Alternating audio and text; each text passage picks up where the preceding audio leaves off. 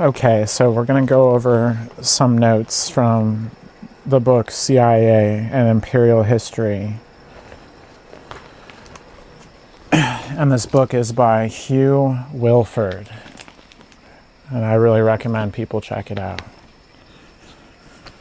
So I'm just going to kind of jump into a little bit of my notes here.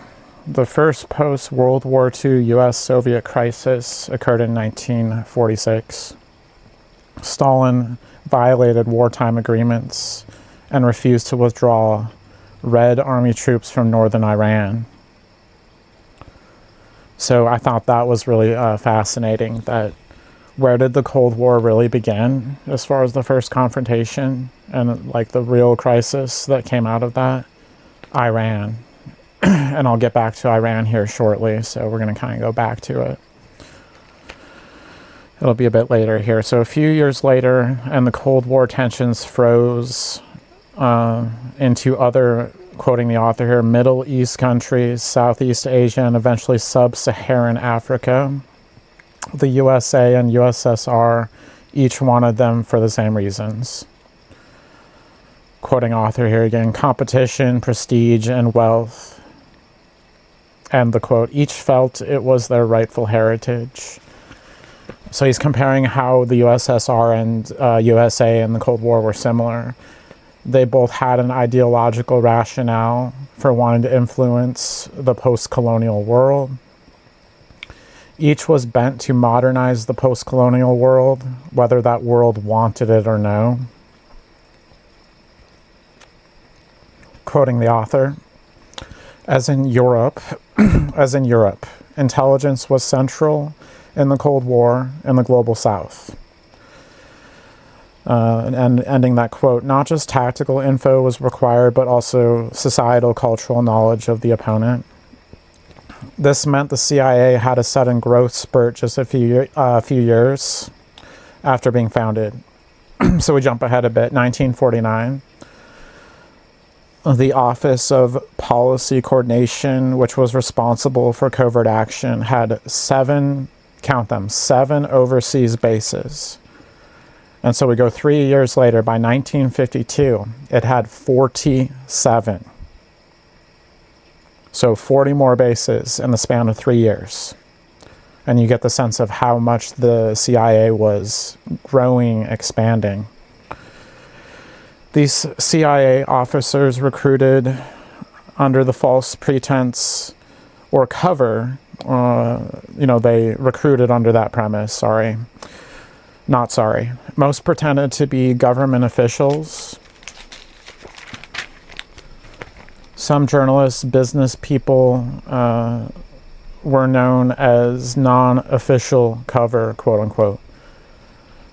They then sought locals who had secret info most lacked in the CIA, first-hand knowledge of the specific country to which they were posted. Some were mish kids, that means missionary kids, and had experience abroad. All were motivated by fighting communism,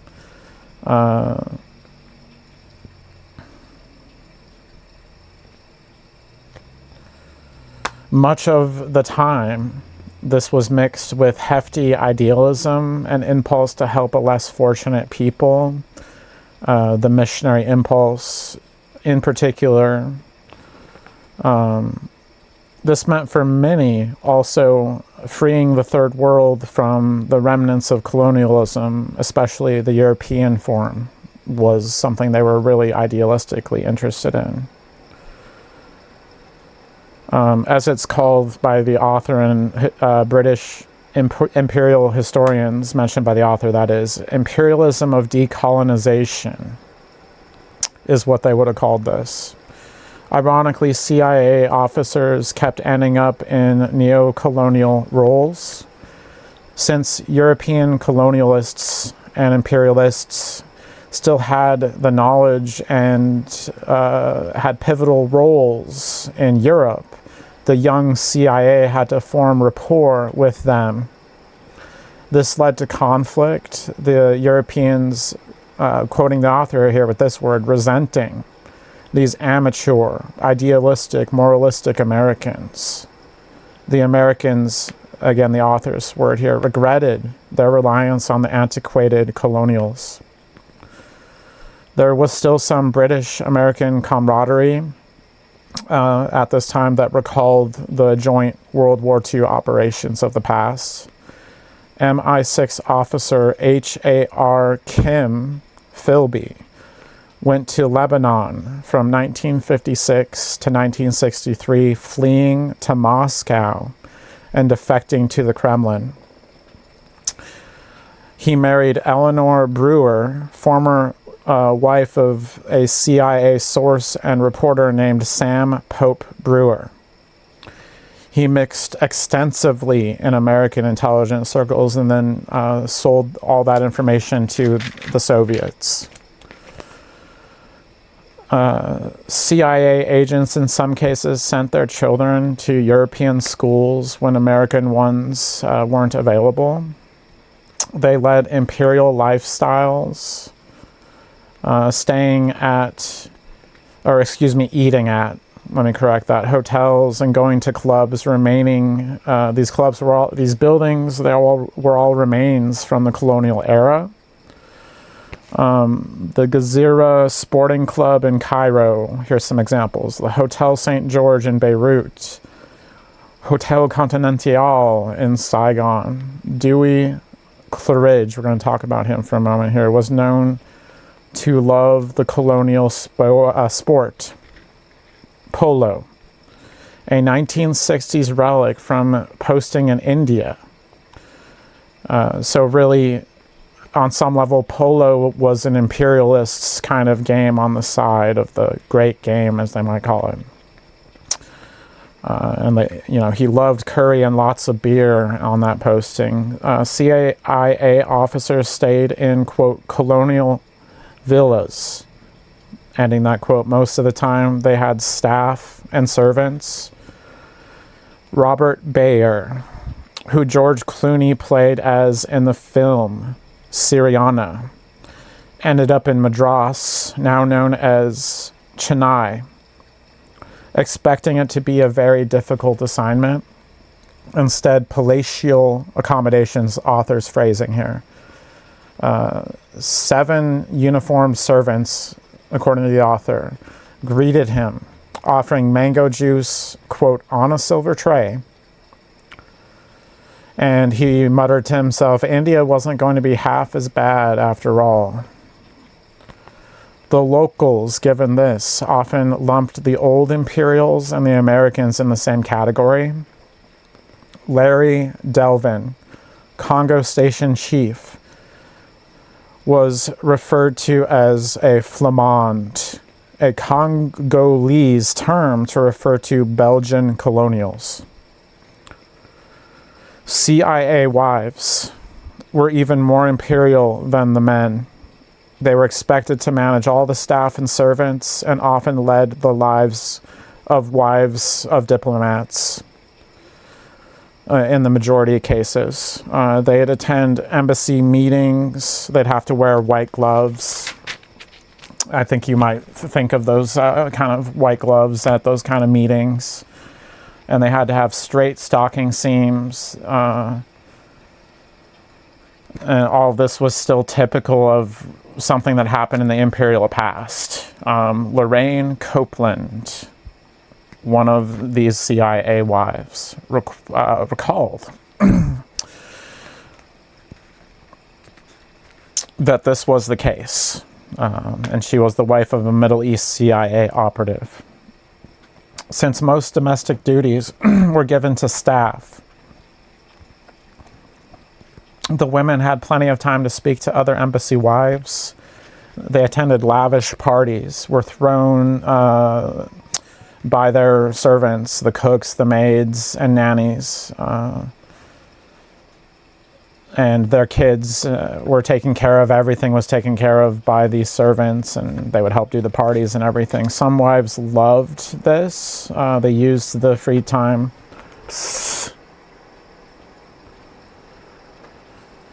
Sorry, my cat is trying to cat scratch what she should not be. And she wants to have my freaking attention right now. So give me a second. You want a cat scratch this. Otherwise, I'm not giving you any goddamn attention.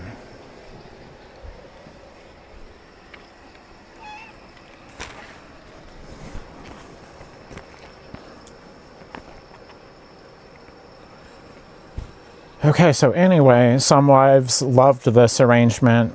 They used the free time to, for example, we'll talk about Lorraine Copeland. She took up archaeology, and she became an expert on the subject. Some despised it. Management of staff was a, quote, complex business. It required a finesse of distance, yet emotional and physical intimacy. Historian of Dutch colonialism, Anna Laura Stoller, calls this, quote, tense and tender ties. Also, the stress of having a spy as a husband was probably enough right there. Some wives fled back to the U.S. because of that and battled depression and alcoholism. Quoting author, numerous sons and daughters of CIA parents formed loving relationships with native servants. Quoting author again, some nannies accompanied families on new assignments to different countries. So when they would leave, they would take their servants with them from a different country to another one. When Dewey Claridge transferred from Nepal to India, his, quoting author here, his daughter's Nepalese ayah went along too. The CIA members didn't seem to be concerned about cultural contamination, unlike their European forebears. However, many expressed concern. Just going to take a second here. I hate living in a polluted environment. It's not been too bad lately, but it's really taken a toll on me having to live in this dumb place. So, however, many expressed concern that these servants were spoiling their kids too much. David Atlee Phillips recalls a 1950s foreign tour where his 3-year-old daughter wanted attention. Mommy, they shouted, then Daddy, then Maids. What isn't Imperial about that, right? That's why I think this is such a good little story here. This is how much they were psychologically conditioned to be Imperial before they could even understand that's what they were being. I want to emphasize that psychological effect here. Agency children, much like Mish kids, develop sympathies for the plight of the second and third worlds. They often grew up in foreign nations. Future CIA Director William Colby spent, quote, several years in Vietnam as chief of the agency's Saigon station. His son, Carl Colby, spent much of his childhood in Vietnam and was, quote, dismayed by the U.S. bombing campaign's damage there. In the late 1960s, quoting him, "The Vietnam that I knew was being destroyed," he said. He bemoaned.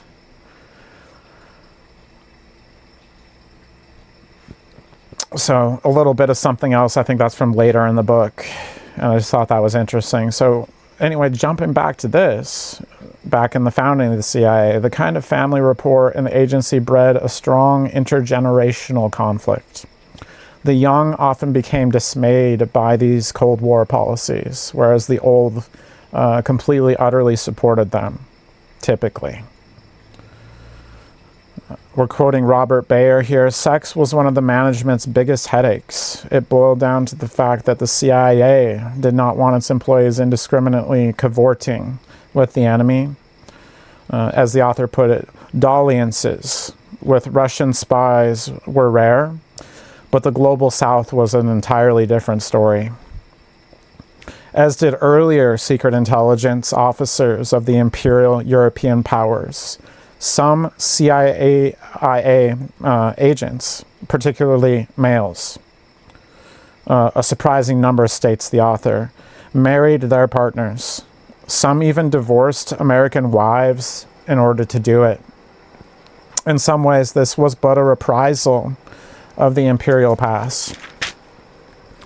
French and Dutch leaders in the Indies. Here, we're going to look in a mirror for a second. We'll look in the imperial past, right? So French and Dutch leaders in the Indies, as it's called, push for, quote, single male colonial officers, end the quote, to marry local wives to save expenses.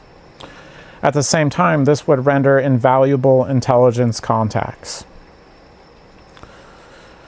So that's how it looks imperial if we look at the past. Often, quote, the most idealistic CIA officers, ending that quote, were the ones to tie these local knots and get an agent as an officer. Their, quote, missionary-style sympathy to uplift the third world was enmeshed with personal relationships. They also married into the nations they saw a need to protect them, and in some cases married for those reasons too. Graham Greene wrote a book called The Quiet American. We're jumping ahead to Vietnam here again. It's about a love triangle, as the author puts it, between CIA officer Alden Pyle, an old British journalist named Thomas Fowler, and the young Vietnamese hostess Phuong Huy.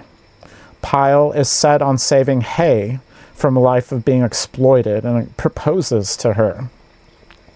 She is already with Fowler, though. Fowler has Pyle murdered to win her back. To summarize, CIA agents had personal investment in their contacts and the most intimate interactions one could imagine. These relationships were incredibly complex, some of the encounters looking a lot like imperialism of the past, quoting the author here, others less so. Where America, quote, rushed in to fill the gap left by the, quote, demise of the old imperial order, the Middle East, Far East, and Africa were more straight-out imperial recapitulation exemplars.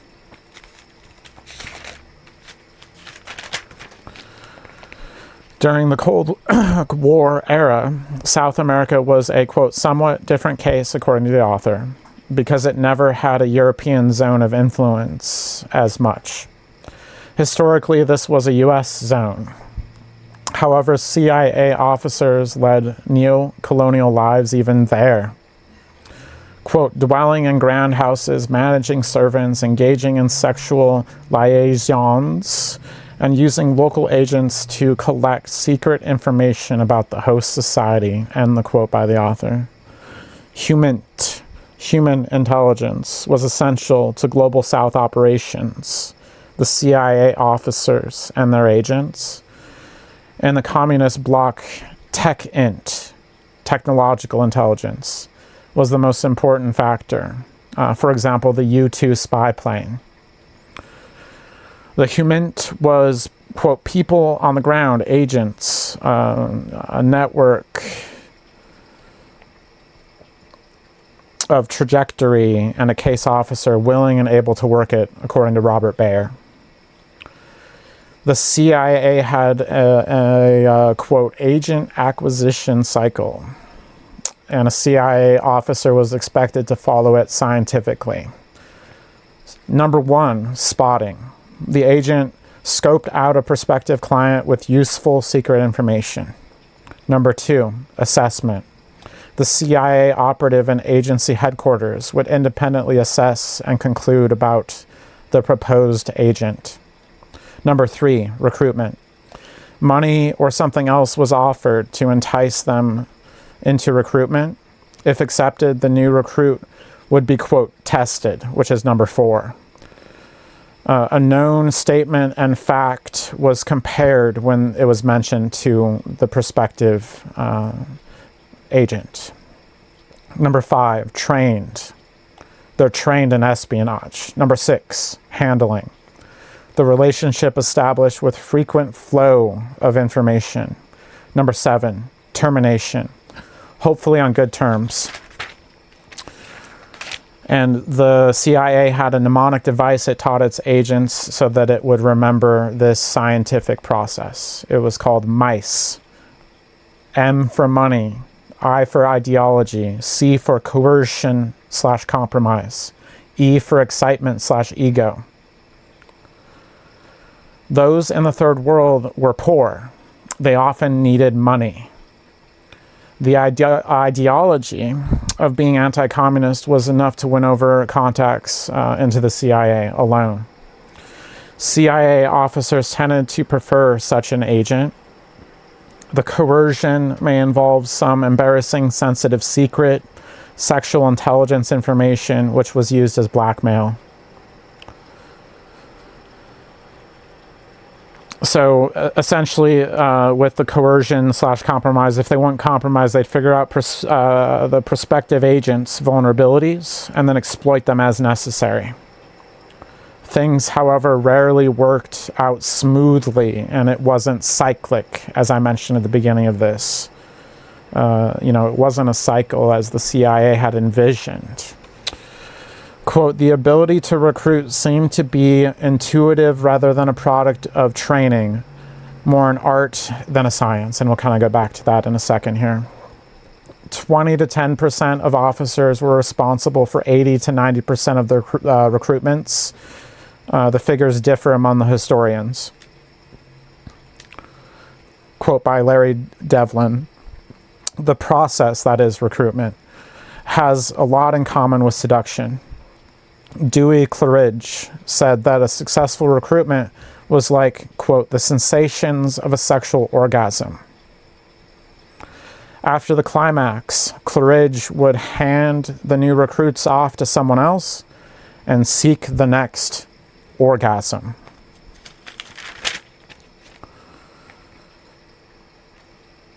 Especially, other CIA officers valued the long-term rapport developed with recruits and likened it to a marriage.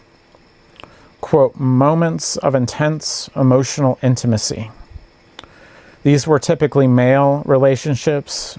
Quote, noble spies like him helped win the Cold War. Case Officer Henry A. Crumpton, a quote from him.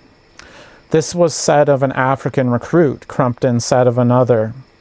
He was more than one of my best agents.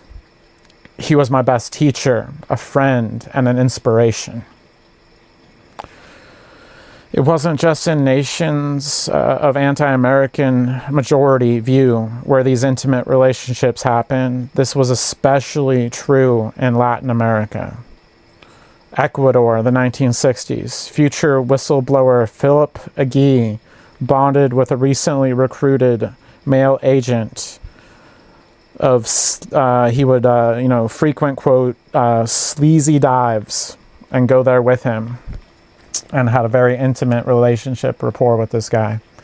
James B. Noland, a former college football star, and Agui's chief of station in Quinto, also built his recruit rapport around shared interest in, quote, drinking, soccer, and even bullfighting. Agent recruiters were specifically warned against falling in love with their recruits, because this would lead to, what is called clientitis. So as someone that has medical knowledge, itis means inflammation. So inflammation of the client, I think is what this word means. So this would then develop, the client would inflame, a state of putting the client's interest above those of the mission or of the nation or of the Constitution. Upholding the interests of the host nation above that of the USA. Some of T.E. Lawrence's superiors, for example, in the Imperial mirror here, felt he had committed clientitis.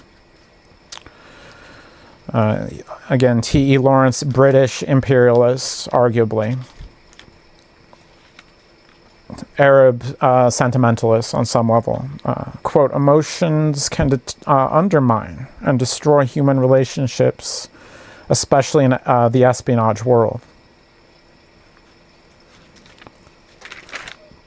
And that's again Crumpton quoting there. So we'll jump to 1975 now. The CIA evacuation of Laos after the victory of Pathet Lao, a communist. Jill Kinderland, a junior CIA case officer, quote, personally transported agents to the airport and hid others in his home, quoting the author here. This was based in South Vietnam, and at the same time there in South Vietnam, Frank Snepp reacted to the CIA's disregard for their own officers by becoming a CIA whistleblower. Another reason the CIA tended to prefer Tekint to Humint was that the act of recruitment felt more like a dirty deed of prostitution. One agent commented that it left him feeling in need of, quote, a hot shower. Such remote mechanical methods were less morally compromising. So Tekint felt better on a human level because you didn't actually have to engage in any intimacy, to summarize. The MICE or MICE method failed to cover a, quote, full spectrum of motivations. For prospective recruits, enough proof exists to suggest, author's word there, that is the case. This means the intelligence agents provided wasn't always as reliable as has been supposed. Dangles in CIA parlance, provocations by hostile intelligence services, paper mills in CIA parlance, intelligence fabricated for profit by locals. Some agents in good standing slanted intelligence for their own motives. Quote, a right-wing Latin American official had, quote, exaggerated the communist connections of anti-government groups in his country, ending in the quote, so he could get CIA support for a, quote, government purge of the opposition. We're going to look in the Imperial mirror again. During the time of Imperial India, I should say, like the Brits there with their Imperial India, just to make sure you're in the same trajectory. The British were fed conflated intelligence information from locals, which subtly, author's word, served the interests of banking groups and land controlling castes.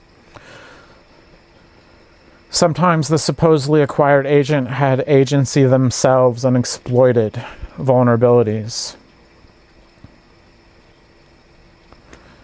Several CIA officers followed after World War II missionary spy William Eddy, having deep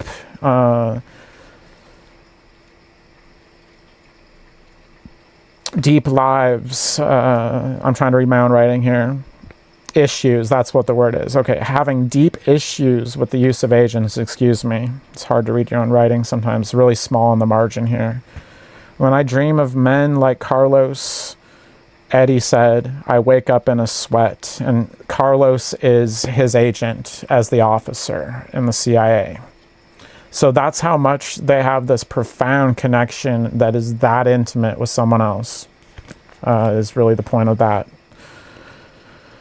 Quoting, although the CIA thought it represented a new departure from the tradition of the European Imperial Secret Services, rejecting their colonialism and intuitive cultural approach to intelligence in favor of a non-colonial scientific one, the agency's actual practice of espionage in the decolonizing world was constantly influenced by the imperial past, not least in the realm of intimate human relationships between CIA officers and the post-colonial peoples they encountered. End of that quote.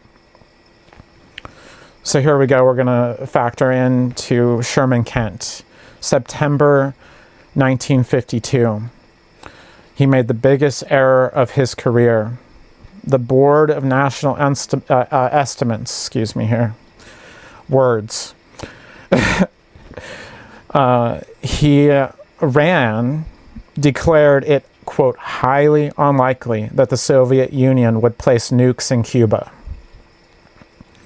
He was the acting DCI, Director of Central Intelligence then, and after him came John A. McCone.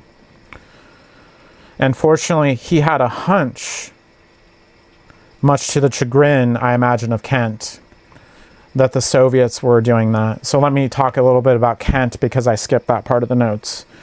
Sherman Kent's approach to being DCI was that we're going to use TechInt. The European forebears felt that secret intelligence work was an art. It was intuitive. It was subjective. It was creative. Things like this. And we're Americans, and we don't do this the same way. And so we're going to have a distinct and unique CIA by going after TechInt, by fastidiously, ornately gathering all this information in great detail, putting it all together and figuring out what that means. Not by looking at it as literature or an art form or a poem or something like that, like they would in the past, but as a scientific technical document that helps guide us greater than our European forebears. And what I'm getting into here is that they failed at this, let's say, formula for secret intelligence failed miserably. And so McCone steps in, right, after Ken is done. And he says, look, we're going to go into Cuba with the spy planes. I have a hunch here. So we took the U-2 into Cuba. The rest is history. This was what began the Cuban Missile Crisis.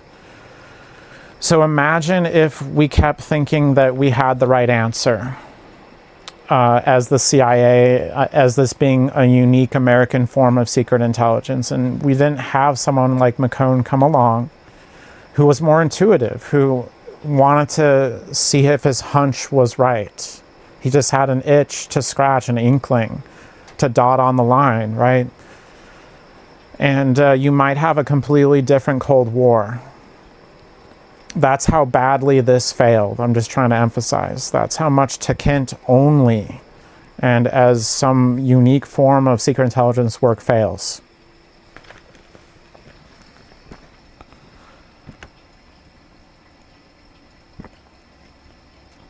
The CIA worked closely with JFK to de-escalate what became the Cuban Missile Crisis, redeeming themselves a bit, in the author's words. 1964, Kent publishes an article for the in-house CIA journal, Studies in Intelligence, reflecting on one's error over Cuba. And just to specify about one, it would gather the technical numbers and do the mathematical hard calculations to decide about very important secret intelligence matters. And it was really his main contribution of an office and ideology, or whatever you want to say, to the CIA. And he admitted it was hard to scientifically, logically predict what Soviet Premier Khrushchev would do. And privately, Kent concluded McCone had, quote, some wild Irish intuition.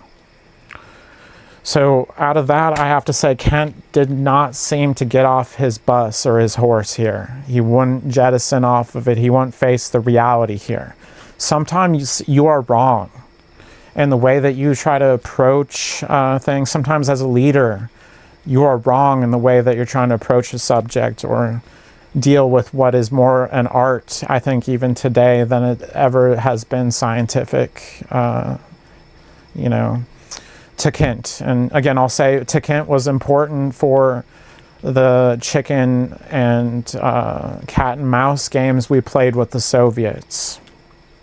So it did have some usefulness. And I would, in my own words, off of my notes here, say the best secret intelligence uses both. But I would say after reading this book and considering everything, its foundation is HUMINT, and it has to have that foundation. Otherwise, the TechInt is not going to get you anywhere.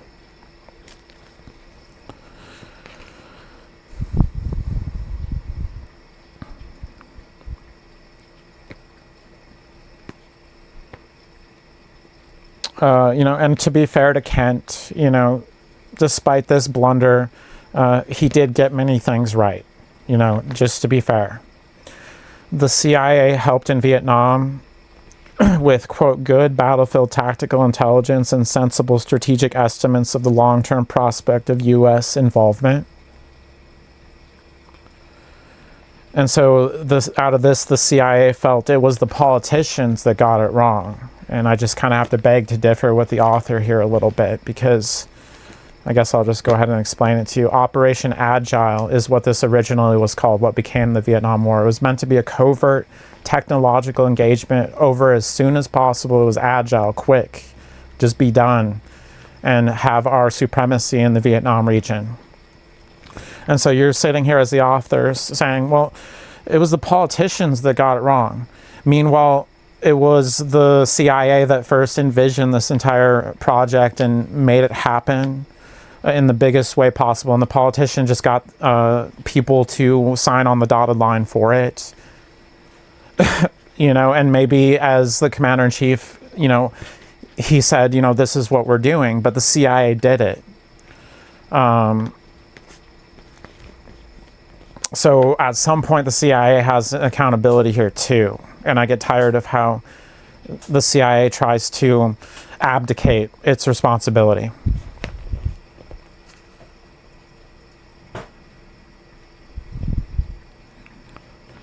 I mean, it was never a war to begin with, so how can you get the war wrong? You got the covert engagement wrong. Number one, it was never you got the war wrong. You got the covert engagement wrong, and then you had a war because of that abject failure. Thank you.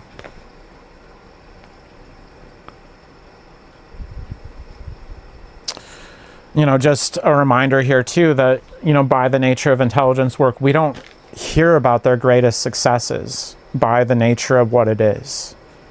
So when we look at Kent, there's likely a lot we don't hear about, and we can't know exactly how well Kent played out here, but I would still say, like the author says, at the end of the day, we made some big mistakes with using Kent at that time.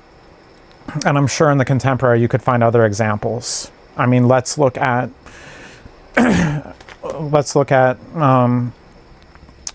Iraqi-Afghani campaigns. The IED was the issue here. It was originally a covert operation, but they made it look like it was an overt one that was over quickly.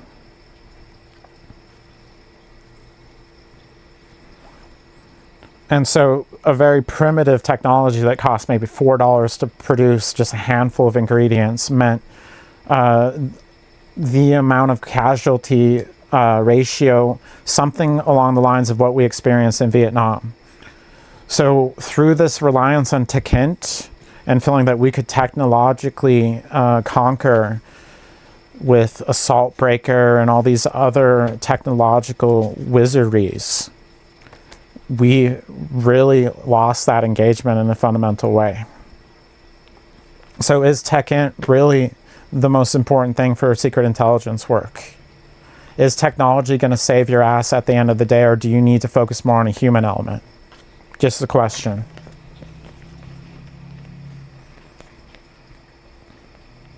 So let's go into other CIA failures, having said that, we only hear about their failures typically. We don't really hear about the successes. At the beginning of the Cold War, it failed to, quote, provide actionable warnings of, ending the quote, the Soviet acquirement of the nuke, China's fall into communism, and the advent of the Korean War. Later, into the superpower conflict, the CIA failed to predict the Soviet takeover of Afghanistan in 1979, the Iranian Revolution in 1979, and how rapidly the Soviet Union fell apart in 1991, let alone other failures towards the end of the Cold War. And as I've kind of tried to express here a bit, let alone other intelligence failures since the advent of the War on Terror.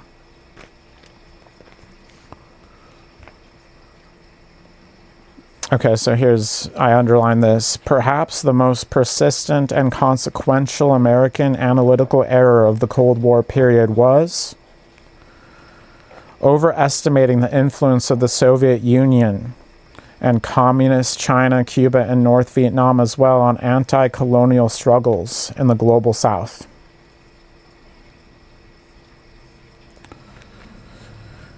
That error led to many U.S. interventions, many led by the CIA, quote, some aimed at overthrowing nationalist governments, ending that quote, falsely perceived as being under communist control, or to save neo-colonial regimes seen as anti-communist.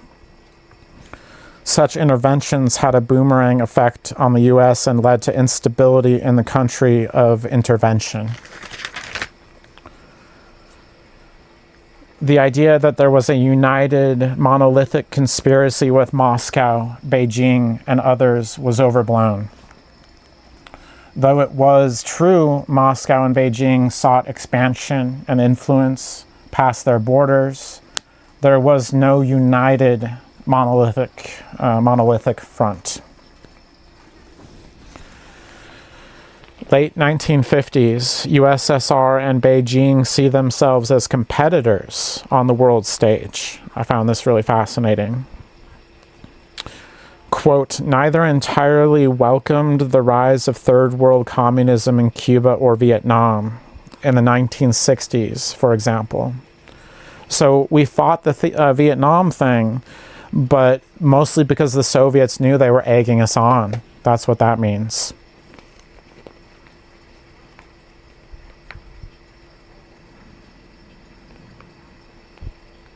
Local nationalists, even Marxists, were not necessarily authors' words into following the Soviet or Chinese line.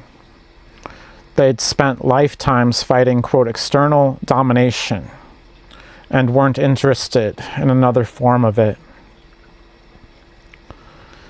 CIA analysis from 1950s Sino-Soviet study group underscored brewing tensions between China and Russia. And so I'll just want to stop for a second. So, I mean, look at China and Russia now. They are unified in more of something that might be a monolithic conspiracy, aren't they? It's possible. It's more possible now. And yet they knew back then that there was this rift between Beijing and the USSR, right?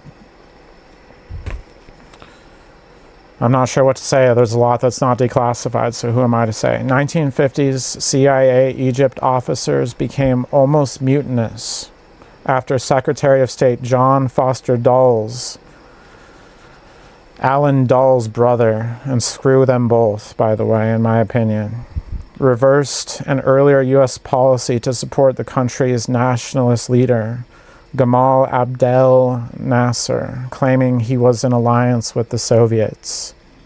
So here's this overblown perspective that, oh my gosh, this is how good the Soviets are at this conspiracy to control the entire world. Oh my gosh, I'm freaking out about it. Cairo Station Chief James N. Eichelberger declared it'd be a huge error for the U.S. to contend, quote, in direct combat with Arab nationalism, and that it'd be, quote, the defeat of Western interests, end of that quote, in the region.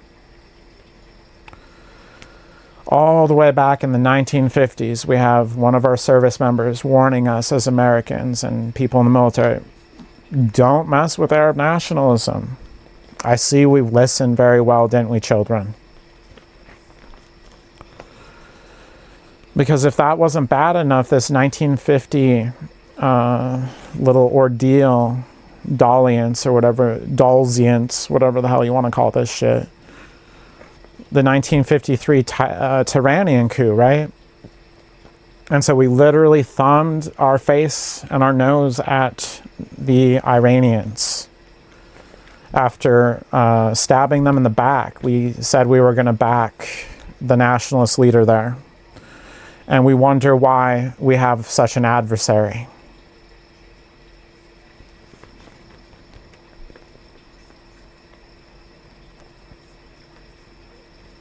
Third world nationalism served the interests of communist enemies, conventional Cold War wisdom says. That was wrong. Imperial secret intelligence has always held paranoid, delusional, obsessive views that were incorrect about their empire's territories. And here we go. Can we take out the imperial mirror here? Are you ready?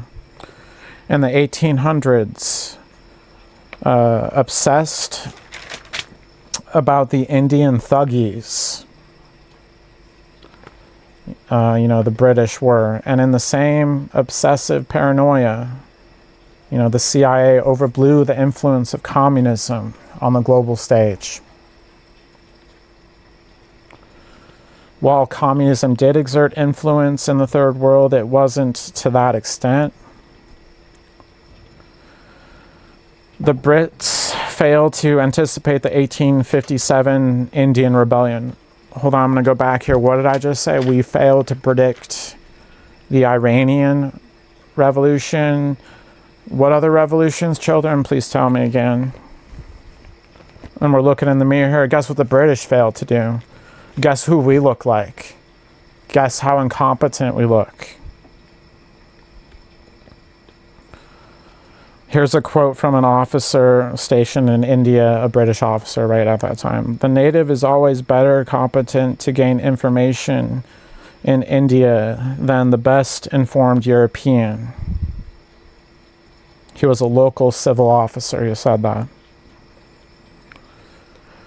Also, like the Brits, post-World War II America tended to blame nationalist unrest on an outside conspiracy. In the 1800s, the Russian Tsar was blamed by the Brits. Looking in the mirror one more time. World War I, the Brits said it was the Germans and the Ottomans.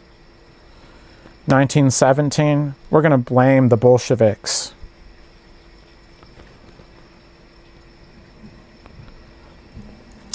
Again, to be fair, some were actual conspiracies, such as the Communist International or Comintern. It was founded in 1919. It dispatched agents into Iran and Afghanistan. And so I'm talking about the British still, by the way. Did you think I was talking about America? Hold on a second. Calm down. It's 1919. But the Brits overblew this conspiracy's power and influence. 1930s, British intelligence fails to adequately warn of the Nazis uprising to power. They were instead focused on Eastern unrest from Moscow. The Brits had a bias. They felt Asiatics as they called it, were especially susceptible to overt manipulation. Oriental stereotypes were also apparent in the CIA's waging of the Cold War. Southeast Asia. French perceptions of Orientals as inferior, barbaric, and not to be trusted resurfaced with the CIA. So let's look at why did the CIA feel this way? Viet Minh, led by Ho Chi Minh. This is a good example. We taught him counterintelligence strategies, tactics to deal with the Imperial Japanese in World War II. Then he becomes one of the ringleaders of the Vietnam War against guess who? Us.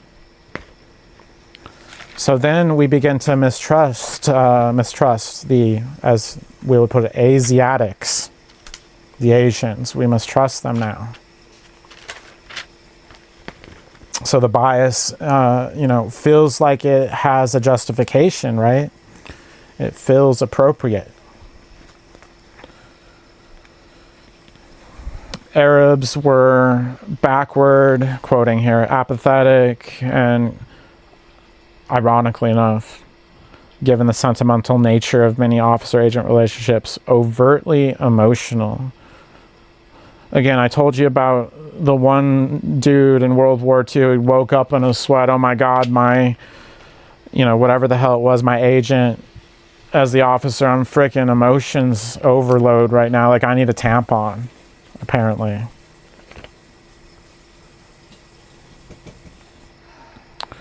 So that's why I think it's so ironic. Some racist tendencies were made in America, quote unquote. Black Africans were barbarians, crude and primitive people. Latin Americans were considered excitable. And quoting the author here, so what was the ultimate effect here, quote author here? Casting third world peoples as so many pawns in the superpower contest. Imperial European powers' deliberate strategy, quote, recycled these Oriental discriminations. In the earlier part of the century, the Brits had tried to guide American intelligence and were doing it again.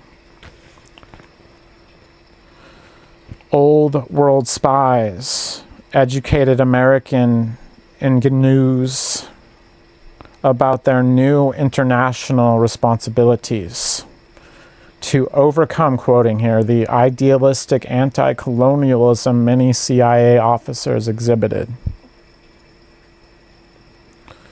Europeans intentionally emphasized the alleged character flaws of Orientals and their susceptibility to communist manipulation.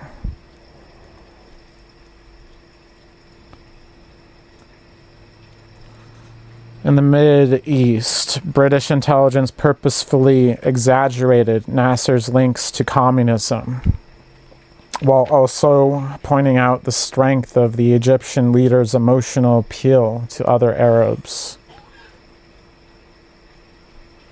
And surprisingly, this message was also repeated by locals. Colonial indigenous elites wanted to cling to power. Client kings left over from the Mandate era. Author quote there. They told Americans that their fellow country people needed authoritarian leadership to end communist influence.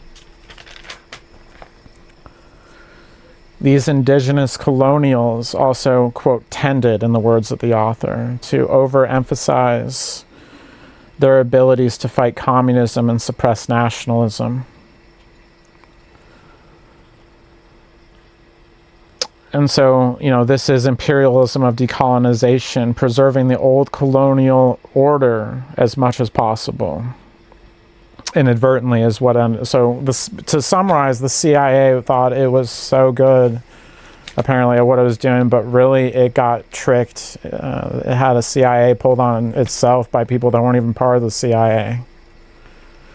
And it went so far as they tended to use authoritarian regimes that in many cases weren't even necessary.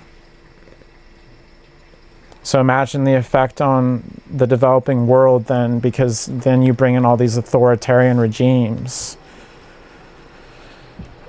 And look at the world now and tell me why it looks this way on some level. And you can't help but say CIA has accountability here, doesn't it? The KGB certainly as well. To be fair.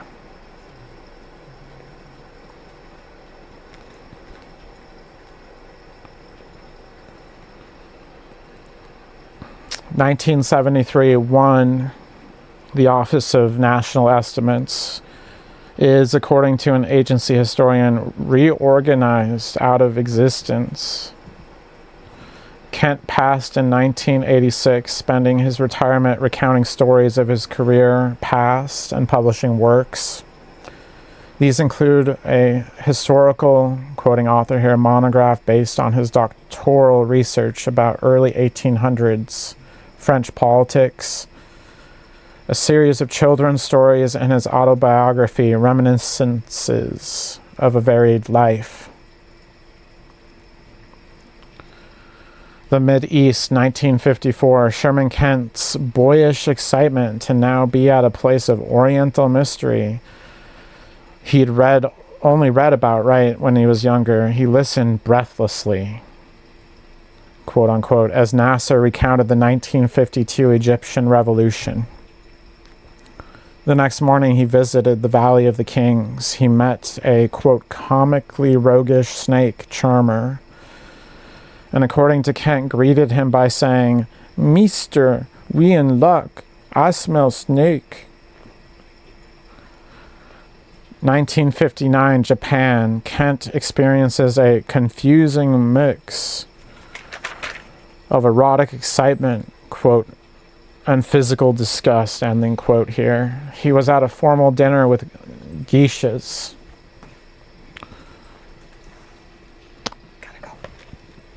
The most beautiful creatures, quoting Kent here, he in brackets had ever seen, and the injunction of hands off was hard to observe, in the words of Kent. Oh, it's hard to be a good boy. He was interrupted by a drunk Japanese guy with, quote, evil-smelling breath, who laid into Kent about his boss and friend, Mr. Aranduras. The contradiction between his one data and science-oriented approach and his lived experience. That's why I'm mentioning this, and the author mentioned it not to emphasize anything else. Quoting the author, for all his pushing of clinical objectivity and linguistic precision, Kent himself viewed foreign societies through a perceptual fog of visceral emotion and Orientalist prejudice. End of the quote. August 26th, 1953. Kermit Kim Roosevelt is 37 years old. And yes, this is FDR's relation. He meets with, one Sir Winston Churchill, who just had a stroke. He goes to number 10 Downing Street. After Kim recounted his tale, the exhausted Churchill sat up and interjected, "Young man, if I had been but a few years younger, I would have loved nothing better than to have served under your command in this great venture." And so Kim was telling him about the Turanian coup he'd recently done. July 19th, 1953. Roosevelt hides in the hills just outside Tehran. Local and British agents are instructed to cause disturbances on the roads of the Iranian capital. The first hesitant Shah is persuaded to autograph royal decrees to replace Mohammad Mossadegh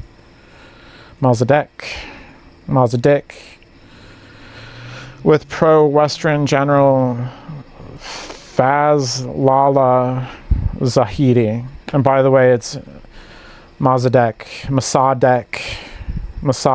I think, in all due respect, if there is some. But I have even less respect for Kim, to be honest with you. Before this, the USA's position, as I told you, was that it backed the nationalist Mossadegh regime, so we stabbed them in the back. August 15th, the Prime Minister had uncovered the scheme, and Zahedi fled the capital and hid in a subterranean basement. The coup had failed.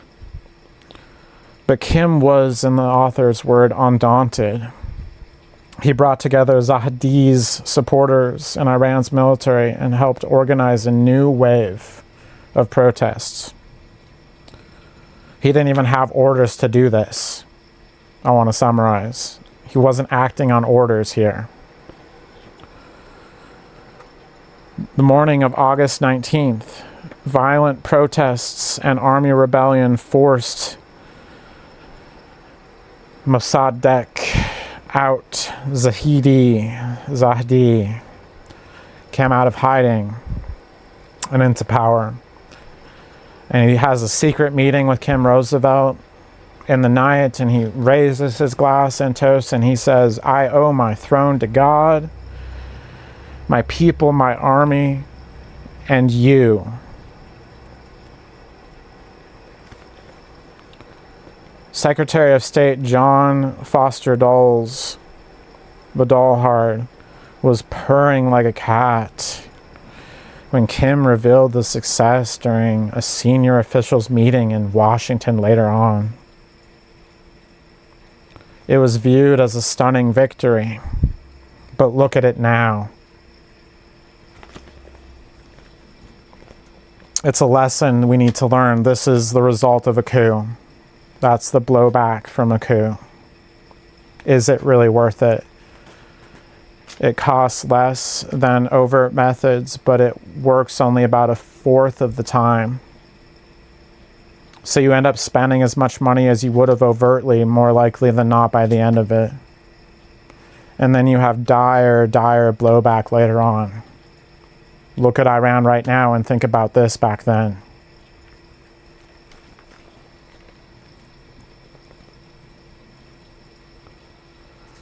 The coup also provided for plausible deniability, given that it was a covert activity.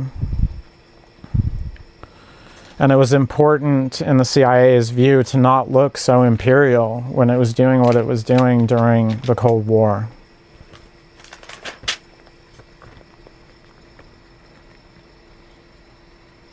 So out of this, a pattern was established where successive presidents would hide their covert activities. The reality is, it often didn't remain secret, although it makes one wonder which ones did. August 19th, 1953, or 28 more dad on the Iranian calendar. The date and relevance of the coup has not faded from Iranian memory, even in the contemporary. To many Iranians, Mossadegh was a hero, foregoing any agreement with American imperialism. He was completely against it. So now people start looking at us as imperialists and being glad that we are suffering.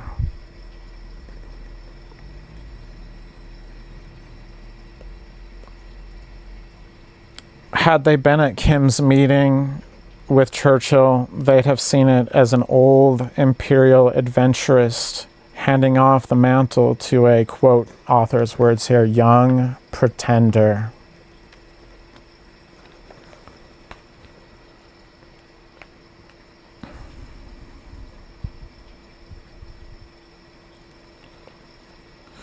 And that's pretty much where my notes are done for now.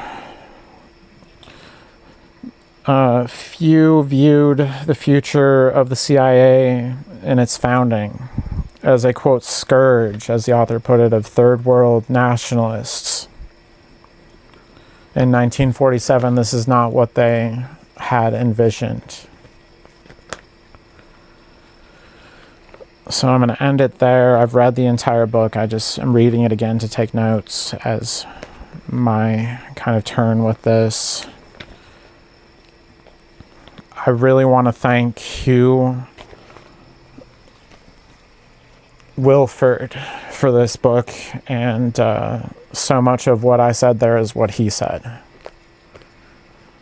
So I want to thank him for educating people about what happened here.